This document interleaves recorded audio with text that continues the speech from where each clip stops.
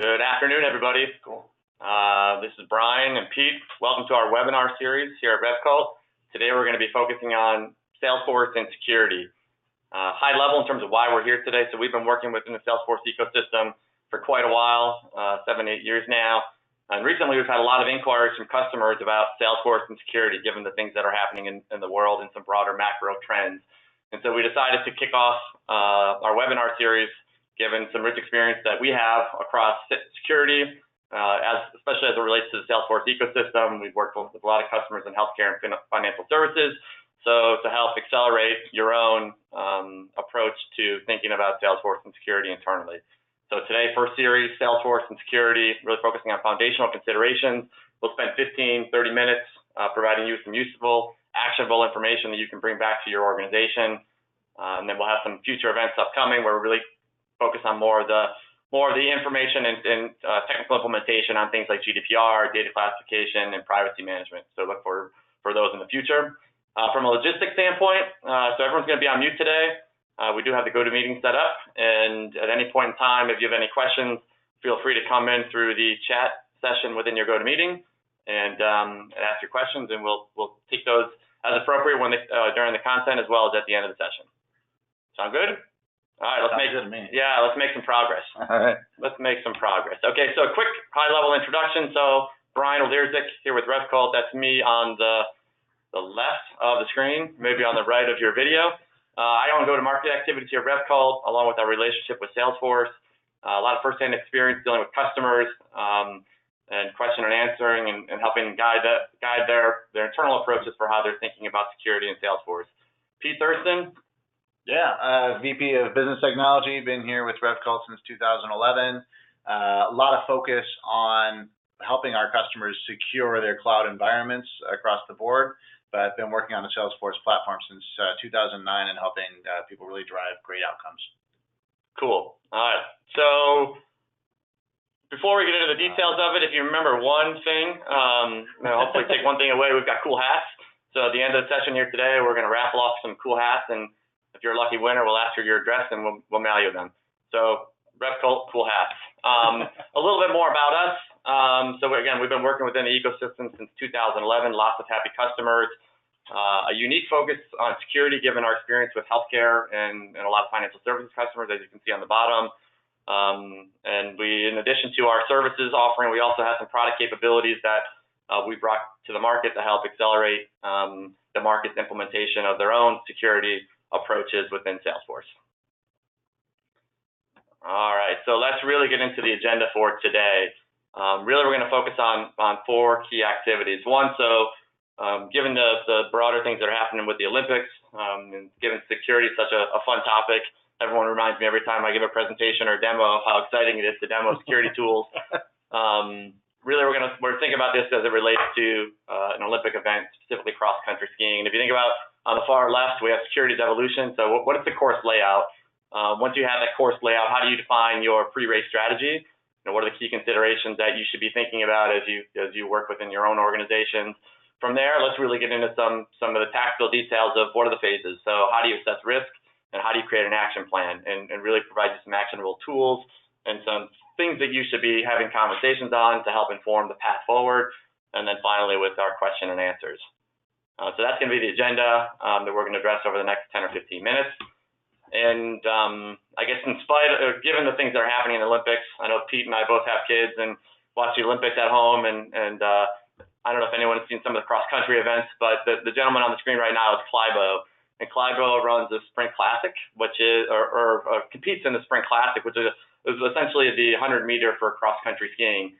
And when you think about the things that we're going to do, it's really create your pre-race strategy, and then come up with your own action plan to execute that strategy, and then how do you measuring success such that you get to the business outcome. If you would have watched the Sprint Classic final, Klæbo, I should say, he was in second, third place throughout the race, but clearly he had a pre-race strategy. So after the first hill, second hill, third hill, he just kind of followed along, really comfortable, doing his thing, and you couldn't tell what was going to happen towards the end if you didn't know who Klæbo was and that Klæbo had really prepared. Given all the considerations of the course and the competitors and internal and external factors. And towards the end of the race, after I guess 2.5 minutes in, they got to what is now known as Clibo Hill. And Clibo Hill was the hill that Clibo determined he was going to take action. And his action plan was to sprint up this hill, and within within a 10 or 15 seconds, got a 30-meter lead, and ultimately meander to the finish line, celebrating and with great success and great rewards. And so we think about security in your own internal organizations. Think about, what's the end result? So where are we trying to get to? Where are you now? So what is your existing baseline that helps inform how to, the path forward? And then that path forward is your action plan. And so we'll make some context as it relates to a cross-country race to help keep things fun and spirited. Make sense? All right. So security is evolution. So let's again think about the broad elements of the course layout. So what is the course layout? Where are the different considerations that are happening? Internal factors and external factors within your organization that's help informing your security approach. And there's a couple of macro things, and you can see some of the different considerations on top side, moving to the cloud. Bottom right things GDPR, which means a lot and a lot of different things to different people, surprisingly. So this is the layout that you're interacting with when you think about security within your own organization. I don't know, Pete, if you've had any specific things that you want to touch on related to the course layout and what we've seen with customers. Yeah, I think the key is we're seeing more information move to the cloud, but not just any information. More and more of our clients are getting to a point where they feel more comfortable with moving really sensitive information to the cloud in an effort to kind of get rid of these shadow systems that they have been maintaining just to sort of keep sensitive information inside their firewall. And what's cool, though, is that you're seeing all these companies who have always had a really solid stance on privacy and personal privacy, and just applying that stance and those priorities to just a new paradigm. Things like GDPR and other regulatory changes are definitely driving an acceleration there. But the thing I like to focus on is that people have always cared. That's why they kept those offline systems. Right. And now they're just being able to apply that in a bigger way while driving business faster and more securely. So it's cool to see kind of across the board. Awesome. And again, as we think about the broader considerations, we're going to have some subsequent webinars where we drill down into some specific components like GDPR, like data classification, privacy management.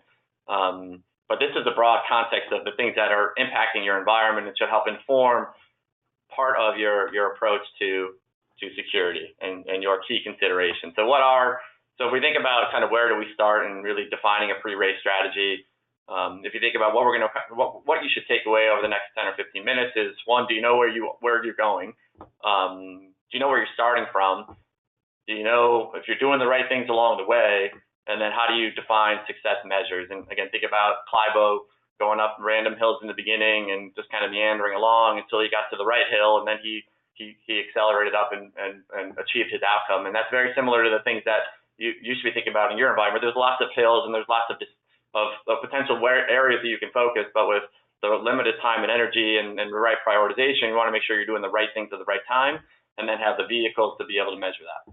So today, let's start with the pre-race strategy. And essentially what we'll do is break it down into 3 phases. So Pete, let's start with the finish line. What is the finish line, or how do we measure success along the way? Yeah, no, that's great. So we always like to start with the end in mind, because if you don't know where you're going, then you're not going to have any idea how to get there.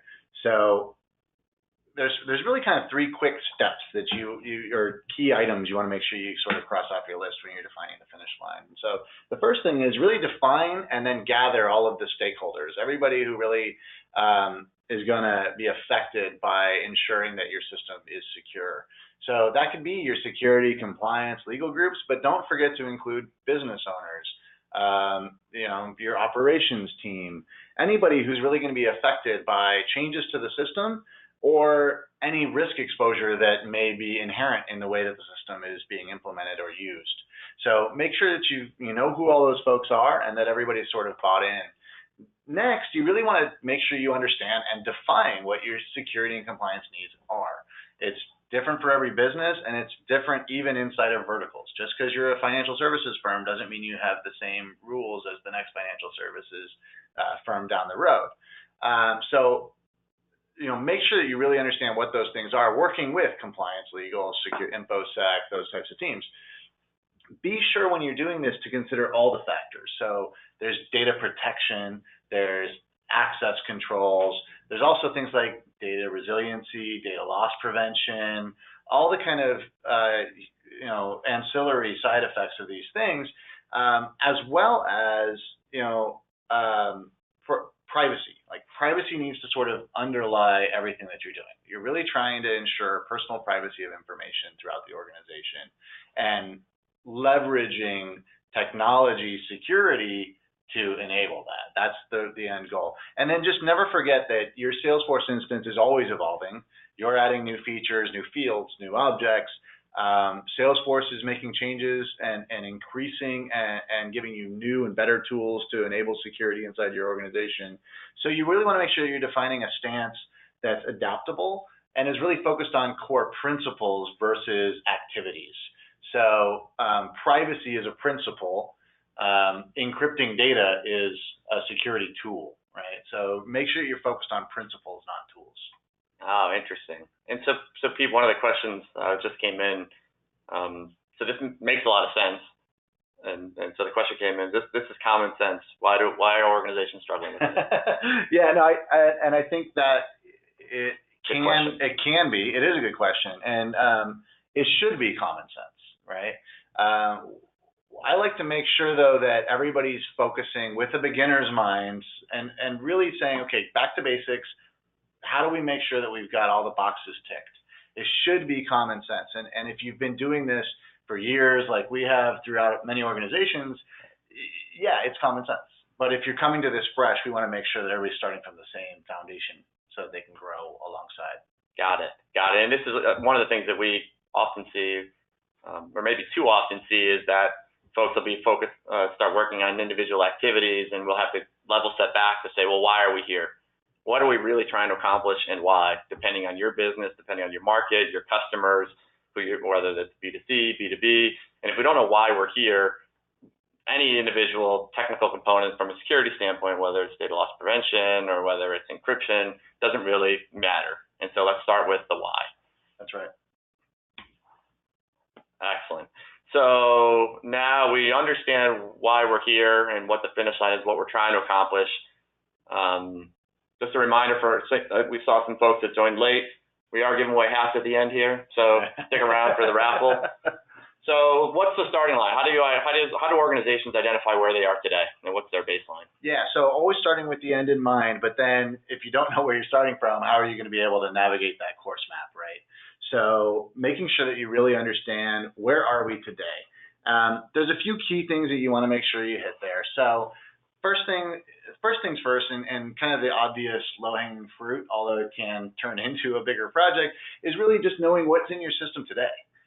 It starts with reviewing the data model, making sure you know what objects and fields you have, but also which ones are actually being used and what type of information is being stored and where.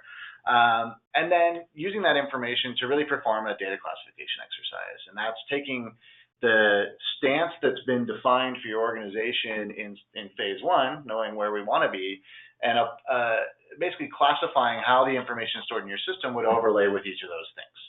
So walking through that, now that you know kind of what's in your system, one of the big things that we see people not turn a blind eye to, but maybe forget about, is the fact that Salesforce is a really core platform to your business. And along with that great power comes the ability to integrate with it from several different places, back office systems, other cloud systems, your SQL databases, whatever it may be. And so making sure that you understand what your full data exposure footprint is via integrations, whether that's systems writing information into Salesforce or reading information out, making sure you have a really solid understanding of what's going on out there.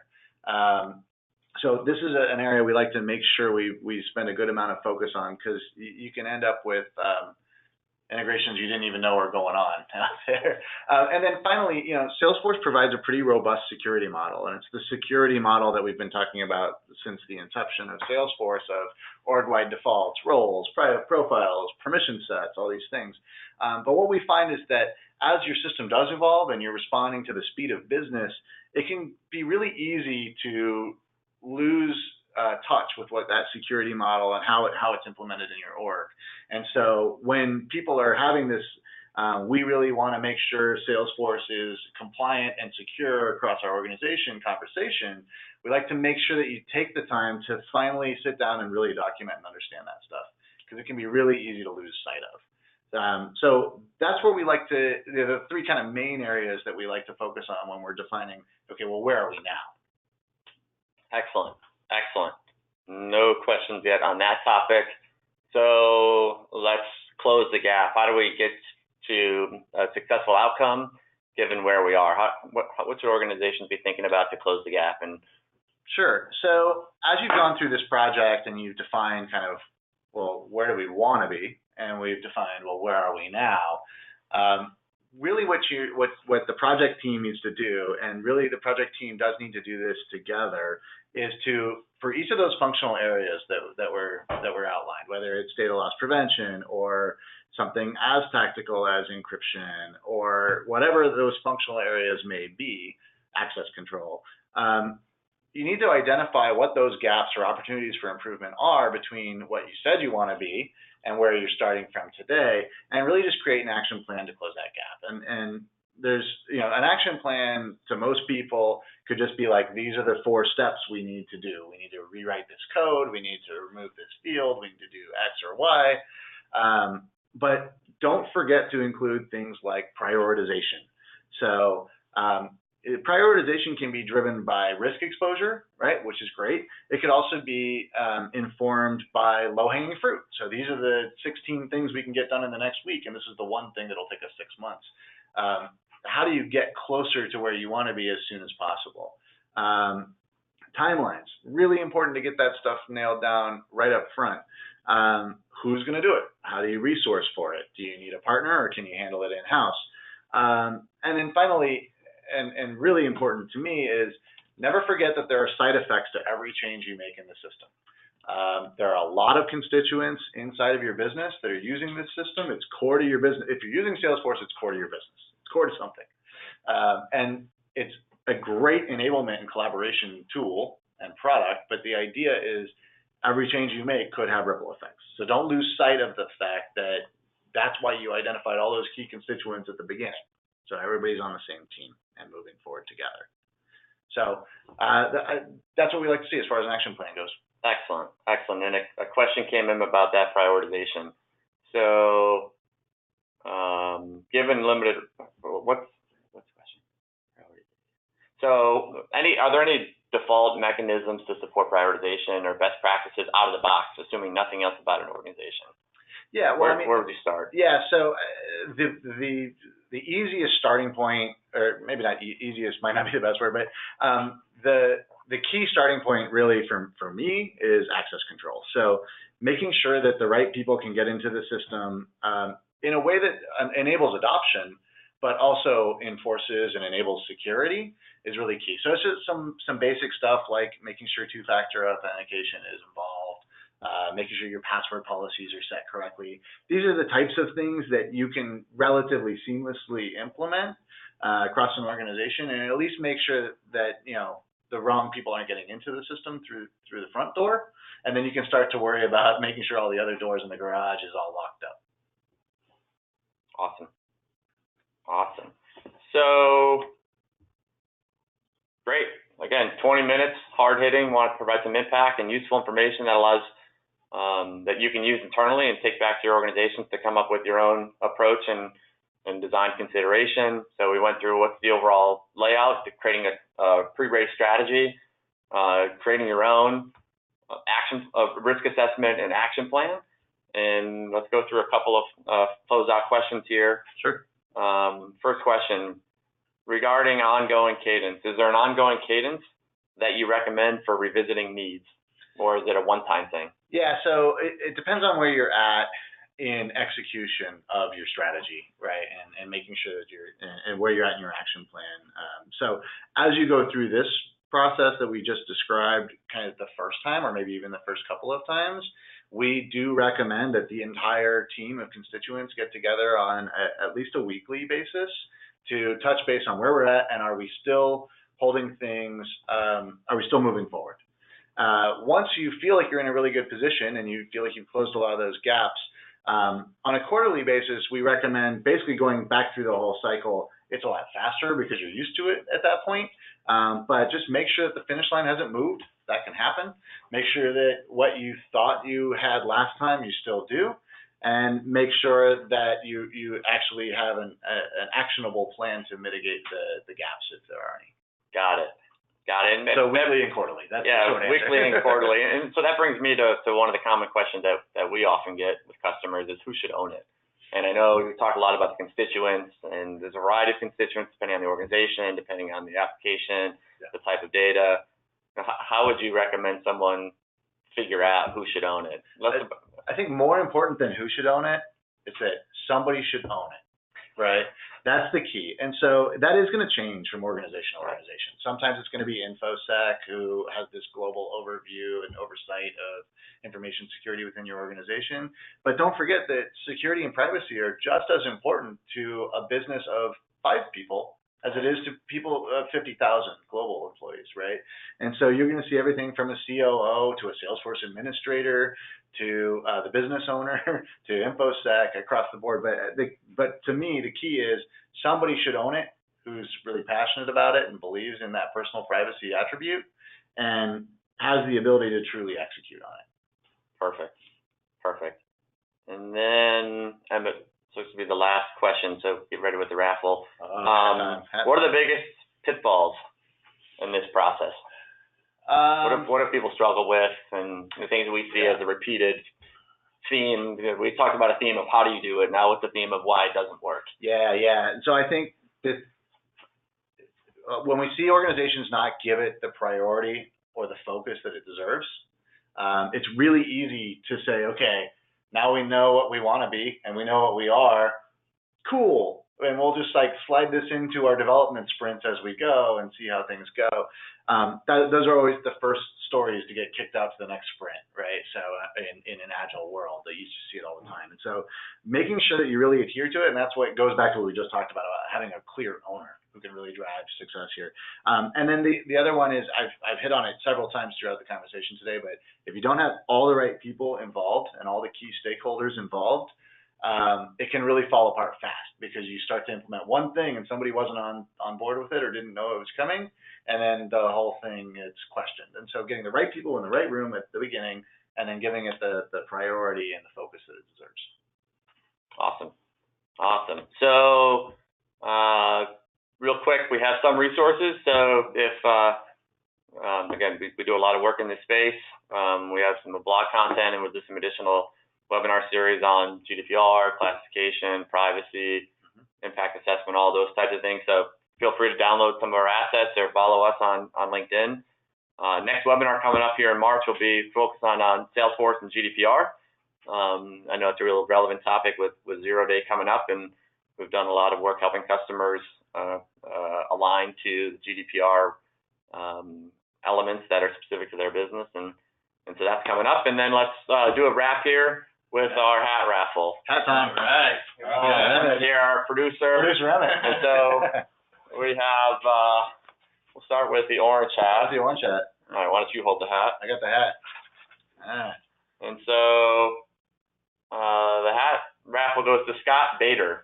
All right. And Scott, if you're out there, feel free to shoot us your address and we'll mail you a hat. And and I guess in the chat, or should we'll do the email, info@revcult.com? Yeah, we'll shoot you an email and you can respond with your address. We'll mail a hat. Cool. And hope everyone found this productive and useful. Follow us on LinkedIn. Enjoy the rest of your day and look for our hats soon. Cool. Thanks. Be good.